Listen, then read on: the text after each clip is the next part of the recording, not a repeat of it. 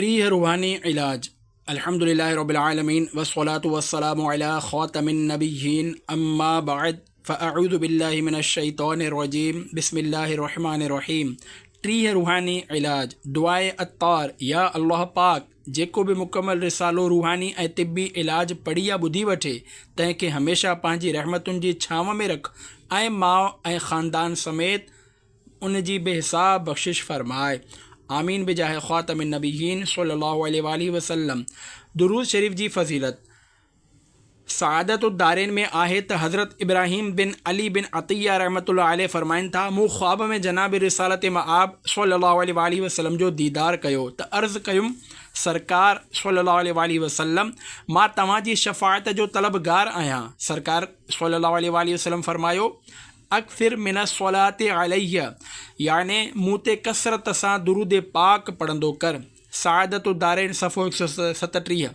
काबे के बदरुद्दुजा, तुम पे करोड़ों दुरूद। तौयबा के शम्सुद्दुहा, तुम पे करोड़ों दुरूद। सल्लु अलल हबीब सल्लल्लाहु अलैहि मुहम्मद। चंबेली ऐं ज़ुकाम जो इलाज। वाक़िओ चयो वञे थो त फ़ारसी चंबेली, पर्शियन जैस्मिन ईरानी बादशाह नौशेरवान जे दौर में दरियाफ़्त थी। वाक़िओ कुझु हीअं आहे त हिकु ॾींहुं बादशाह वेठो हो त ओचितो संदसि साम्हूं हिकु नांग निकिरी आयो ऐं कंहिं फ़रियादी वांगुरु फतिकणु लॻो। सिपाहियुनि उन खे मारणु चाहियो त बादशाह मना कंदे चयो, ॾिसो त हीउ छा थो करे। बादशाह जी इहा ॻाल्हि ॿुधी नांग जितां आयो हो ओॾांहुं वापसि वञणु लॻो। बादशाह चयो, हिन जे पुठियां वञो ऐं ॾिसो त हीउ केॾांहुं थो वञे। सिपाही नांग जे पुठियां पुठियां हलणु लॻा। नांग हिकु खूह वटि पहुची उन खूह जे तरफ़ ॾिसणु लॻो। सिपाहियुनि खूह में झाती पाते त ॾिठऊं त हिकु वॾो नांग खूह में वेठो आहे ऐं उन जे पुठीअ ते हिकु कारो विछूं स्कॉर्पियन सवार आहे। हिकु सिपाहीअ नेज़ो हणी विछूं खे मारे विधो ऐं नांग खे उते ई छॾे सभु सिपाही वापसि मोटी आया ऐं कुझु बादशाह खे सॼे मामले जी ख़बर ॾिनऊं। ॿिए ॾींहुं नांग मुंहं में कुझु ॿिज सीड्स खणी आयो ऐं बादशाह जे अॻियां रखी हलियो वियो। बादशाह चयो, नांग असांजे अहसान जो बदिलो चुकाइणु चाहे थो, लिहाज़ा हिननि ॿिजनि खे ज़मीन में पोखियो, ॾिसूं था त इन मां छा थो फुटे। सिपाहियुनि उहे ॿिज ज़मीन में पोखिया जिन मां चंबेली जो ॿूटो निकितो। चयो वञे थो त बादशाह खे ज़ुकाम हो। जॾहिं हुन चंबेली जो गुल सुंघियो त संदसि उहा बीमारी ख़तमु थी वई। शिफ़ा ॾियण वारी ज़ात। प्यारा प्यारा इस्लामी भाइरो, अल्लाह पाक का बि शइ बेकार पैदा न फ़रमाई आहे। अल्लाह पाक जो हिकु सिफ़ाती नालो शाफ़ी याने शिफ़ा ॾियण वारो बि आहे ऐं हक़ीक़त में बीमारियुनि खां शिफ़ा ॾियण वारी ज़ात सिर्फ़ु ऐं सिर्फ़ु उन जी ई आहे। व इज़ा मरिदतु फ़हुव यशफ़ीन, तर्जुमो कंज़ुल ईमान। ऐं जॾहिं मां बीमार थींदो आहियां त उहो ई मूंखे शिफ़ा ॾींदो आहे। सिपारो 19 सूरह शुआरा आयत 80। अज़ीम ताबाई बुज़ुर्ग हज़रत काबुल अहबार रहमतुल्लाह अलैह बयानु कनि था त अल्लाह पाक इरशाद फ़रमाए थो, हक़ीक़त में मां ई हर मर्ज़ जो इलाज कंदो आहियां। इंसान ऐं जिन छो पैदा कया विया? अल्लाह पाक इंसाननि ऐं जिन्हनि खे पंहिंजी इबादत जे लाइ पैदा कयो आहे। जीअं त सिपारे 27 सूरत ज़ारियात आयत नंबर 56 में इरशाद थिए थो, वमा ख़लक़तुल जिन्न वल इंस इल्ला लियअबुदून। तर्जुमो कंज़ुल ईमान। ऐं मूं जिन्हनि ऐं इंसान खे रुगो इन लाइ पैदा कयो त उहे मुंहिंजी बंदगी कनि। इंसान खे इबादत लाइ पैदा कयो वियो आहे, जॾहिं त ॿियूं मख़लूक़ात जहिड़ोकि चंड, सिज, तारा, जानवर, पखी, मेवा, सब्ज़ियूं ऐं जड़ी बूटियूं वग़ैरह इंसान जे ज़रूरतुनि लाइ पैदा कयूं वियूं आहिनि। जीअं त असां इन्हनि मां पंहिंजी ग़िज़ा वग़ैरह हासिल करे दिलि लॻाए पंहिंजे ख़ालिक ऐं मालिक जी इताअत ऐं फ़र्मा बरदारी करियूं। कंहिं शाइर केॾो न ख़ूब चयो आहे, जानवर पैदा हुए तेरी वफ़ा के वास्ते, खेतियाँ सरसब्ज़ हैं तेरी ग़िज़ा के वास्ते, चांद सूरज और सितारे हैं ज़िया के वास्ते, सब जहाँ तेरे लिए पर तू खुदा के वास्ते। सल्लु अलल हबीब सल्लल्लाहु अला मुहम्मद। क़ाबिले तवजो टे शयूं। हज़रत सुफ़ियान बिन उयैना रहमतुल्लाह अलैह फरमायो, जेकॾहिं अल्लाह पाक टिनि शयुनि जे ज़रिए इंसान जी हैसियत खे घटि न करे हा त का बि शइ इंसान खे क़ाबू न करे सघे हा। उहे टे शयूं लाज़मी तौर ते इंसान में आहिनि, पर पोइ बि इंसान तमामु घणी वॾाई ॾेखारींदो आहे। उहे टे शयूं आहिनि मुहताजी, बीमारी ऐं मौत। हिलियतुल औलिया 327/7। सुठी सिहत नेमत आहे। प्यारा प्यारा इस्लामी भाइरो, ज़िंदगीअ में इंसान तरह तरह जी बीमारियुनि में मुब्तला थी ई वेंदो आहे। बीमारियूं कंहिंजा गुनाह मिटाइण जे ऐं कंहिंजा दर्जा वधाइण जो सबबु बणिजंदियूं आहिनि, ऐं कॾहिं कॾहिं बीमारी दुनिया में सज़ा बि हूंदी आहे त जीअं बानो तौबह करे पंहिंजी ज़िंदगी अल्लाह पाक जे अहकामनि मुताबिक़ गुज़ारे। सुठी सिहत तमामु वॾी नेमत आहे। जेकॾहिं सिहत सुठी हूंदी त अल्लाह पाक जी इबादत, नमाज़, रोज़ो ऐं हज वग़ैरह में आसानी रहंदी। बीमार शख़्स खे चङी तरह इबादत करण में मुश्किलातूं, बल्कि कॾहिं कॾहिं आम मामूलात में बि तरह तरह जी आज़माइश खे मुंहुं ॾियणो पवंदो आहे। असांखे हर हाल में अल्लाह पाक जी रिज़ा ते राज़ी रहणु घुरिजे। जेकॾहिं हू तंदुरुस्त रखे त बि संदसि शुक्र आहे, ऐं जेकॾहिं असां बीमार थी पऊं त बि संदसि शुक्र अदा करणु घुरिजे। हदीस कुदसी में आहे त अल्लाह पाक इरशाद फरमाए थो, बेशक मुंहिंजा कुझु मोमिन बाना अहिड़ा आहिनि जिन जे ईमान जी भलाई तंदुरुस्त रहण में आहे। जेकॾहिं मां खेनि बीमार करियां त उन जे बुनियाद ते संदन ईमान ख़राब थी वेंदो। बेशक मुंहिंजा कुझु मोमिन बाना अहिड़ा आहिनि जिन जे ईमान जी भलाई बीमार रहण में आहे। जेकॾहिं मां खेनि सिहत अता करियां त उन जे करे संदन ईमान ख़राब थी वेंदो। मां पंहिंजे इल्म सां पंहिंजनि बाननि जे मुआमलात जो इंतज़ाम फरमाईंदो आहियां। बेशक मां अलीम ऐं ख़बीर याने ॼाणण वारो ऐं ॿुधाइण वारो आहियां। शरह सुन्ना 69/3 हदीस 12/42। इलाज कराइण जी तरग़ीब। प्यारा प्यारा इस्लामी भाइरो, अल्लाह पाक जे प्यारे प्यारे आख़िरी नबी मक्की मदनी मुहम्मद अरबी सल्लल्लाहु अलैहि वसल्लम बीमारी मां इलाज कराइण जी तरग़ीब इरशाद फरमाई आहे, ऐं असांजे प्यारे आका सल्लल्लाहु अलैहि वसल्लम खां बि इलाज कराइण साबित आहे। जीअं त हदीस पाक में आहे, पाण करीम सल्लल्लाहु अलैहि वसल्लम हालत एहराम में हजामा करायो। बुखारी 299/1 हदीस 1835। अल्लाह पाक जे इबादत करणु, सुन्नतुनि ते अमल करणु, नेकी जी दावत ॾियणु ऐं आशिक़ाने रसूल सां गॾु सुन्नतूं सिखणु ऐं सेखारण जे 3 ॾींहं, 12 ॾींहं ऐं 1 महीने, बल्कि थी सघे त 12 महीननि जे क़ाफ़िलनि में सफ़र करे सुन्नतुनि जी धूम मचाइण जी सुठियुनि सुठियुनि नियतुनि सां गॾु बीमारी में इलाज करायो। अल्लाह पाक चाहे त अलाए कहिड़ा कहिड़ा मरीज़ ठीक थी वेंदा आहिनि। हिन हवाले सां हिकु निहायत दिलचस्प वाक़ियो पढ़ो या ॿुधो। क़ातिलाना हमले तंदुरुस्त करे छॾियो। चवनि था त हाकिम मोसिल इराक़ जो हिकु शहर नासिर अद्दौला खे क़ोलंज वॾे आंड्रे बिग इंटेस्टाइन जो सूरु थियो। तबीब संदसि इलाज करे करे तंग थी विया, पर मर्ज़ ठीकु न थियो। आख़िरकार उन्हनि माण्हुनि नासिर अद्दौला जे क़त्ल जो मनसूबो ठाहियो ऐं हिकु माण्हूअ खे उन कम ते लॻाए छॾियो। क़ातिल खंजर खणी ताड़ में वेही रहियो। जीअं ई नासिर अद्दौला पंहिंजे महल जे दरवाज़े ते आयो, ताड़ में वेठल क़ातिल खंजर जो वार कयो, जेको सिधो उन आंड्रे ते लॻो जंहिंमें क़ोलंज जो सूरु हो। खंजर लॻण सां आंड्रे जो गंदो मवादु वही निकितो ऐं हाकिम नासिर अद्दौला मरण बदिरां बिल्कुलु ठीकु थी वियो। अल मुस्ततरफ़ 140/2। शिफ़ा मिलण या न मिलण जो राज़। अल्लाह पाक जे प्यारे प्यारे आख़िरी नबी सल्लल्लाहु अलैहि वसल्लम जो फ़रमाने सेहत निशान आहे। हर बीमारी जी दवा आहे। जॾहिं दवा बीमारी ताईं पहुचाई वेंदी आहे त अल्लाह पाक जे हुक्म सां मरीज़ ठीक थी वेंदो आहे। मुस्लिम सफ़ो 933 हदीस 57/41। हज़रत अल्लामा अली क़ारी रहमतुल्लाह अलैह हिन हदीस पाक जी शरह में लिखनि था, जॾहिं अल्लाह पाक कंहिं बीमार जी शिफ़ा न चाहींदो आहे त दवा ऐं मर्ज़ जे विच में हिकु फ़रिश्ते जे ज़रिए रुकावट पैदा करे छॾींदो आहे, जंहिं करे दवा मर्ज़ ताईं न पहुची सघंदी आहे। ऐं जॾहिं शिफ़ा जो इरादो हूंदो आहे त उहा रुकावट हटाई वेंदी आहे ऐं दवा मर्ज़ ताईं पहुची वेंदी आहे ऐं शिफ़ा मिली वेंदी आहे। मिरक़ातुल मफ़ातीह 299/8 तहतुल हदीस 4515। प्यारा प्यारा इस्लामी भाइरो, हिन रिसाले में बयानु कयल समूरा देसी नुस्ख़ा हकीम साहिब खां चेक कराया विया आहिनि। अल्हम्दुलिल्लाह, इन नुस्ख़नि जो मक़सदु अल्लाह पाक जी रिज़ा हासिल करण लाइ उम्मत जी ख़ैर ख़्वाही आहे ऐं उम्मत जी ख़ैर ख़्वाही वॾे सवाब जो कमु आहे। हदीस पाक में आहे, ख़ैरुन्नासि अनफ़अहुम लिन्नास, याने बहितरीन शख़्स उहो आहे जेको माण्हुनि खे फ़ाइदो पहुचाए। जामिउ सग़ीर लिसयूती सफ़ो 246/40-44।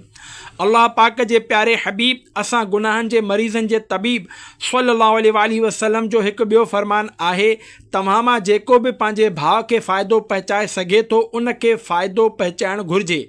मुस्लिम सफ़ो 931 हदीस 57-27। इल्मे तिब जी मालूमात।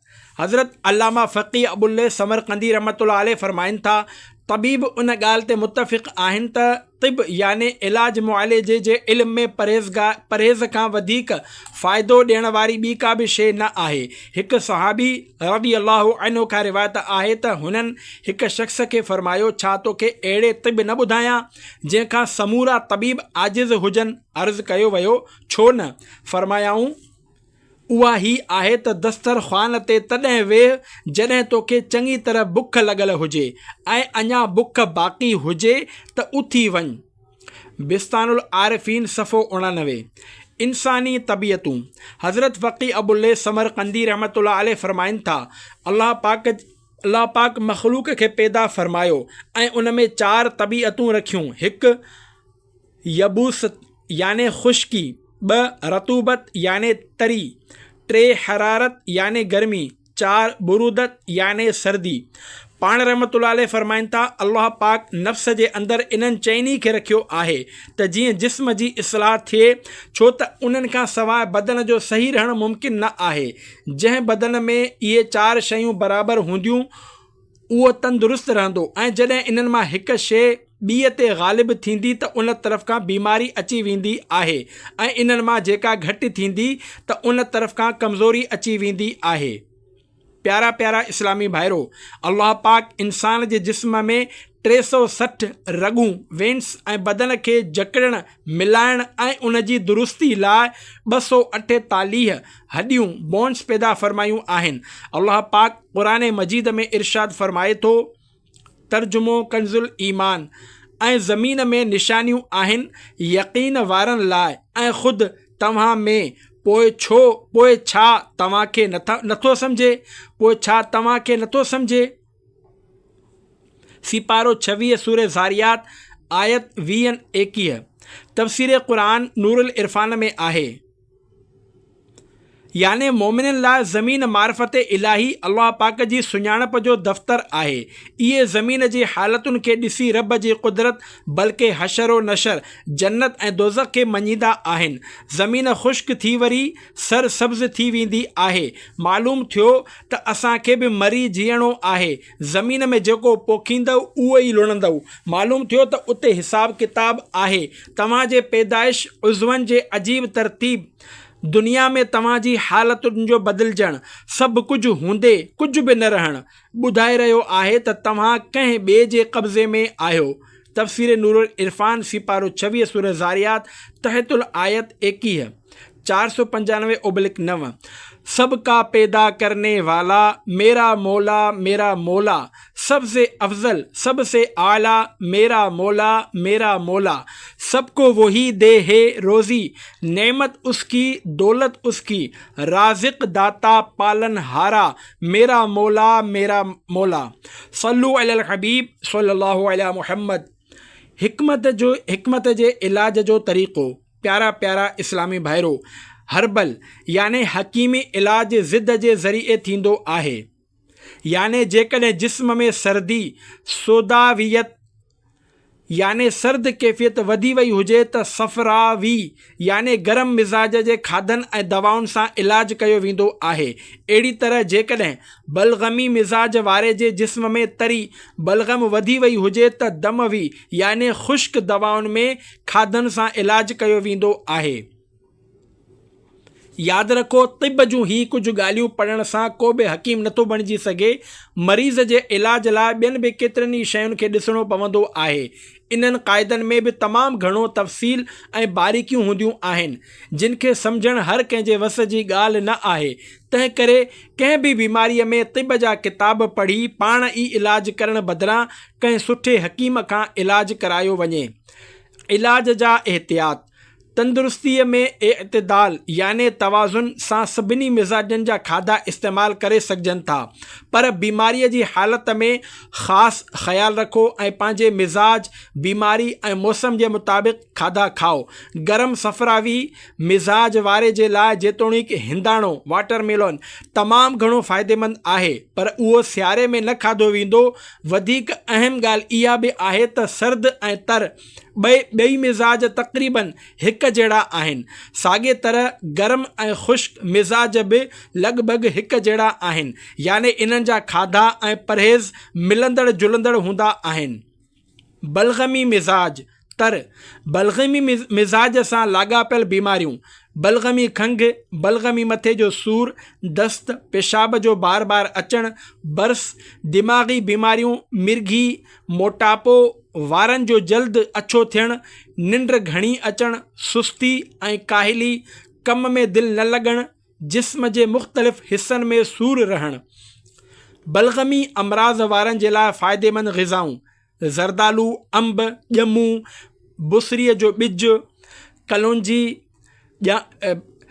जाण, अजवाइन, लौंग, जाफ़र, जायफल, दालचीनी, बेदा, अंडा, कारा ऐं अछा छोला, चणा, हुरबे जो ॿिज, साओ हुरबो, साग, करेला, नेज़ा, खाॼा, सूफ़, ॻाढ़ा मिर्च, रोगन बादाम, मच्छी, किशमिश, मुनक्का, इंजीर, खजूर, बादाम, पिस्ता, अखरोट, गिदरो, गरमो, स्ट्रॉबेरी, पाइनएप्पल, चणनि जी दाल, माखी, काफ़ी, चांहि, मुश्क, कस्तूरी, आयरन जो मुरब्बो, पखियुनि जो गोश्त, ॿाकरो ऐं देसी मुर्गीअ जो गोश्त।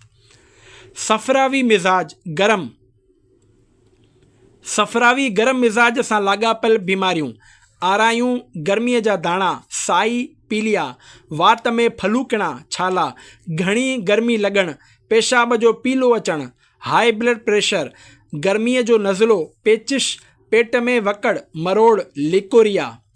सफ़रावी अमराज़ वारनि जे लाइ फ़ाइदेमंद ग़िज़ाऊं: लौकी, मेहा, तूरी, ॻाढ़ी गजर, मूरी, सुकल धाणा, ॻाढ़ी गजर जो जूस, कद्दू शरीफ़ जो रायतो, भिंडी, कचालू, गोभी, चकुंदर, गोगड़ू, खीर, ॾही, लस्सी, कच्ची लस्सी, सादा चांवर, मौसमी, खिचड़ी, आलू बुखारा, फारवा, गिदरो, तूत, हिंदाणो, मिठो ॾाढ़ूं, तुख़ुम में बालुंगो, खौर, कतीरा, स्पंगुर जी दुही, जव शरीफ़ जो दलियो, सत्तू, अंबर।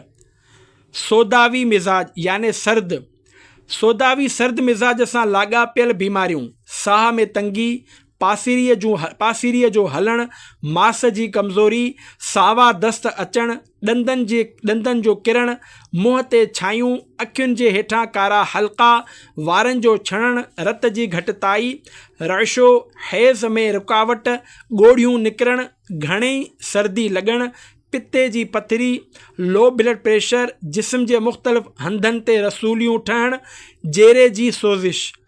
सोदावी मिज़ाज वारनि जे लाइ फ़ाइदेमंद ग़िज़ाऊं: करेला, वाङण, खजूर, माखी, अंगूर, महरी, मसूर दाल, लूणु ऐं जीरो मिलाए फूदने जी चटणी, इंजीर, बादाम, खाॼा, अखरोट, रोगन बादाम, बेदा, अंडा, अनानास, पाइनएप्पल, थूम, लहसुन, लीची, हेड्र, सुंढ, ज़ाफ़रान, देसी मुर्गी, ॿाकरो गोश्त, जैतून। दमवी मिज़ाज ख़ुश्की दमवी ख़ुश्क मिज़ाज सां लाॻापियल बीमारियूं: फुरड़ियूं या मलो, हथनि ऐं पेरनि में गर्मी जो रहणु, वात जो कड़ो रहणु, खुड़ियुनि ऐं चपनि जो फाटणु, दाइमी कब्ज़, ख़ुश्क खंघि, नज़लो, इर्क़ुन निसा, हॾनि जो सूर, निंड न अचणु, पेशाब में साड़ो, बुकियुनि ऐं मसाने में पथरियूं थियणु, नक मां रत वहणु, जिस्म जे ॿियनि उज़वनि मां रत जो वहणु, जीअं खंघि में रत अचणु, खूनी ऐं बादी बवासीर, गैस जे करे जिस्म जे मुख़्तलिफ़ उज़वनि में सूर थियणु वग़ैरह। दमवी मिज़ाज वारनि जे लाइ फ़ाइदेमंद ग़िज़ाऊं कद्दू शरीफ़, मेहा, लौकी, खीरो, वंगी, मूरी, कद्दू ऐं लौकी जो रायतो, लौकी शरीफ़ जो हलवो, खीर, ॾही, लस्सी, मौसमी, नारंगी, मुङनि जी दाल, नंढा फोटा, अंबर, देसी गिह में सूजी जो हलवो। बारिश ऐं अंब जो ताल्लुक़। बारिश खां पहिरियां या पोइ अंब खाइण जो को बि ताल्लुक़ न आहे, पर अवाम में इहा ॻाल्हि मशहूरु आहे त गर्मीअ जे मौसम में अंब बारिश थियण खां पोइ खाइणु घुरिजे। मुमकिन आहे त जिन माण्हुनि जो मिज़ाज सफ़रावी याने गरम आहे उन्हनि लाइ बारिश खां पोइ मुनासिब मिक़दार में अंब खाइणु इन करे फ़ाइदेमंद थींदो हुजे छो त बारिश खां पोइ गर्मी घटिजी वेंदी आहे ऐं मौसम में नमी वधी वेंदी आहे। पर ॿिया मिज़ाज जहिड़ो कि सर्द या तर यानी बलगमी मिज़ाज वारनि लाइ मुनासिब मिक़दार में बारिश खां पहिरियां या पोइ जॾहिं बि खाइनि फ़ाइदेमंद आहे। हीअ बि मुमकिन आहे त माण्हू ॿियनि मेवनि जे भेट में अंब घणी मिक़दार में मुसलसल खाईंदा आहिनि ऐं पाणी घटि पीअण जी आदत हूंदी आहे ऐं आम तौर ते गर्मीअ जे मौसम में बि घणियूं मुरगन यानी गिह तेल वारियूं ग़िज़ाऊं खाधियूं वेंदियूं आहिनि, जंहिं करे वॾा ऐं नंढा ॿई गर्मीअ दाणनि यानी आरायुनि खां मुतासिर थींदा आहिनि। इहो बि चयो वेंदो आहे त मार्केट में शुरू में जेके अंब ईंदा आहिनि उहे कार्बेट कैल्शियम कार्बाइड नाले केमिकल सां पचाया वेंदा आहिनि। जेसि ताईं बारिशुनि जी मौसम ईंदी आहे तेसि ताईं वणनि में लॻल अंब बि पची वेंदा आहिनि जेके सिहत लाइ फ़ाइदेमंद हूंदा आहिनि ऐं केमिकल वारा नामुनासिब हूंदा आहिनि। अंब ऐं आरायुनि गर्मी दाणनि जा 3 इलाज। 1 ख़ालिस अरक़े गुलाब जा 4 खां 5 चमचा पी छॾियो। नंबर 2 कच्ची लस्सी याने खीर घटि ऐं पाणी वधीक मिलाए पीअणु तमामु फ़ाइदेमंद आहे। 3 फूदने ऐं नंढनि फोटनि जो काढ़ो। काढ़ो ठाहिण जो तरीक़ो। 3 दाणा नंढा फोटा ऐं 10 फूदने जा पन 2 कोप पाणी में विझी एसि ताईं टहिकायो जो पाणी 1 कोप रहिजी वञे। हाणे छाणे पी छॾियो। अंब खाइण सबबि आरायुनि याने गर्मी दाणनि खां बचाव लाइ इन्हनि शयुनि जो इस्तेमालु फ़ाइदेमंद रहंदो इंशा अल्लाहुल करीम। हाई ब्लड प्रेशर जो रूहानी इलाज। या सलामो याने ए सलामती ॾियण वारा 111 दफ़ा पढ़ी पंहिंजे मथां दम कयो या पाणी ते दम करे पी वञो। अहिड़ी तरह घुमंदे फिरंदे उथंदे वेहंदे या सलामो या सलामो या सलामो पढ़ण सां इंशा अल्लाहुल करीम ॿिन्ही जहाननि जी सलामती नसीब थींदी। ही विर्द हर बीमारी लाइ फ़ाइदेमंद आहे। मदनी पंजसूरा सफ़ो 283। निंड न अचण जो रूहानी इलाज। जेकॾहिं निंड न ईंदी हुजे त ला इलाहा इल्लल्लाह 11 दफ़ा पढ़ी पंहिंजे मथां दम करियो। इंशा अल्लाहुल करीम निंड अची वेंदी। कि रिसालो बीमार आबिद सफ़ो 26। ब्लड प्रेशर नॉर्मल थियण, डिप्रेशन ख़त्म करण ऐं निंड अचण जो नुस्ख़ो हर्बल याने देसी इलाज। ॻाढ़ा गुल 6 ग्राम, वॾिफ 6 ग्राम, सुकल धाणा 6 ग्राम, उस्तु खुविदूस 6 ग्राम, संदल सफ़ेद 3 ग्राम, नंढा फोटा 5 अदद। सभई शयूं 1 गिलास में पाणी में उॿारियो। 1 गिलास पाणी में उॿारियो ऐं जॾहिं 1 कोप रहिजी वञे त छाणे पी छॾियो। इस्तेमाल जो तरीक़ो। रोज़ानो सुबुह ख़ाली पेट ऐं सुम्हण वक़्तु। सूर वग़ैरह जे करे निंड न ईंदी हुजे त जंहिंखे सूर जे करे निंड न ईंदी हुजे त उन जे भरिसां ला इलाहा इल्लल्लाह कसरत सां पढ़ण सां इंशा अल्लाहुल करीम खेसि निंड अची वेंदी ऐं अल्लाह रब्बुल इज़्ज़त जी रहमत सां मरीज़ जल्द सेहतयाब थी वेंदो। मरीज़ खे पढ़ण जो आवाज़ु ॿुधण में न अचे इन जो एहतियात करियो। रिसालो बीमार आबिद सफ़ो 26। बहितर निंड जे लाइ बादाम जे तेल आलमंड ऑयल सां रोज़ानो सुम्हण वक़्तु मथे में मालिश कयो ऐं 1 चमचो खीर में मिलाए पी छॾियो। इंशा अल्लाहुल करीम फ़ाइदो थींदो। ही इलाज निंड सां गॾोगॾु मथे ऐं चमड़े स्किन जी ख़ुश्की लाइ बि फ़ाइदेमंद आहे ऐं गर्मी दाणनि याने आरायुनि खां बचाव ऐं पेट जो निज़ाम बि बहितर थींदो इंशा अल्लाहुल करीम। रोगन बादाम 100 ग्राम, रोगन कद्दू शरीफ 100 ग्राम, रोगन काहू 100 ग्राम, रोगन धाणा 100 ग्राम। इस्तेमालु करण जो तरीक़ो: सुम्हण वक़्तु मथे में हल्के हथ सां मालिश कयो। चाहियो त कंहिं सुठे कंपनी जो तयारु थियल तेल ख़रीद करियो या वरी ही सभु शयूं अधु किलो वठी मिक्स करे तेल कढायो। 1 बादाम, 2 मग़ज़ कद्दू शरीफ, 3 मग़ज़ काहू, 4 सुकल धाणनि जो ॿिज। दिमाग़ी कमज़ोरी जो रूहानी इलाज: उसकुन सक्कन तुक बिल्लज़ी लहू मा फिल लैलि वन्नहारि व हुव समीउल अलीम।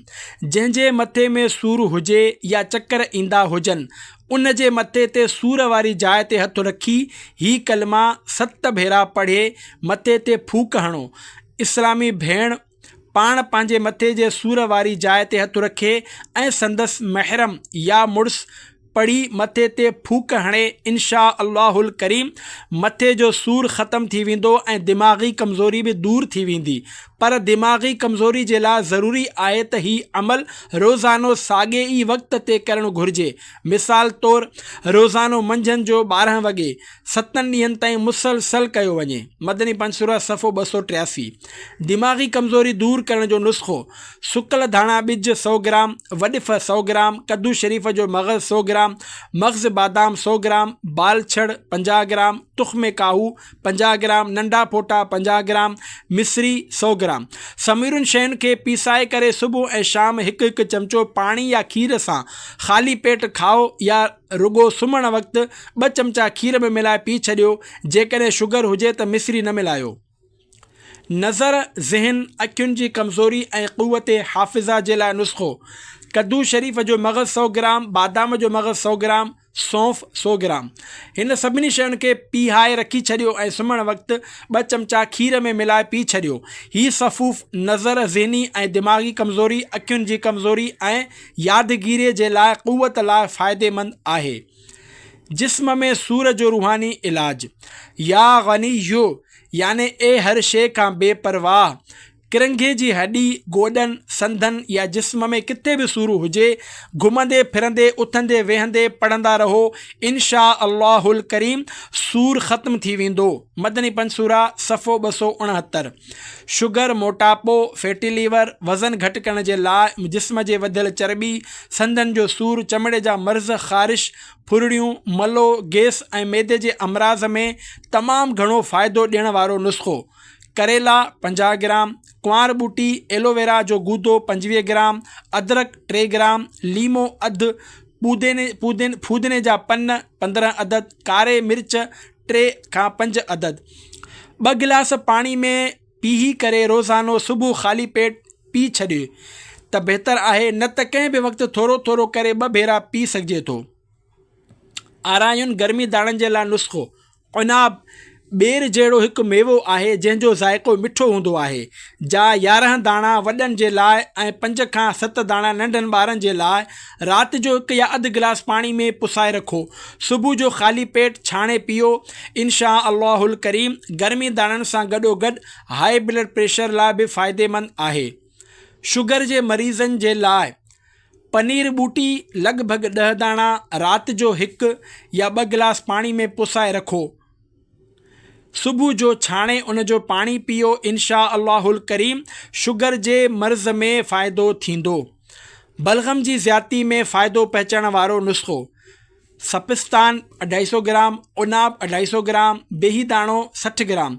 हिन टिनी शयुनि खे मोटो मोटो कुटियो ऐं मिलाए रखी छॾियो। राति जो रोज़ानो 2 चमचा 1 गिलास पाणी में पुसाए रखो। सुबुह ख़ाली पेट इन खे ओॿारियो। जॾहिं अधु पाणी बचे त छाणे पीओ। बलगम खे ॿाहिरि कढण लाइ फ़ाइदेमंद आहे। करेले जा फ़ाइदा: बिटर मिलोन करेलो पंहिंजे मिज़ाज जे लिहाज़ खां ख़ुश्क ऐं गर्म आहे। इन जा बेशुमार फ़ाइदा आहिनि। मिसाल तौरु खून साफ़ कंदड़ आहे, चमड़े जूं बीमारियूं, फुरड़ियूं, मलो, ख़ारिश वग़ैरह में फ़ाइदेमंद आहे। बलगमी मिज़ाज वारनि जे लाइ ख़ासि तौर ते मुफ़ीद आहे।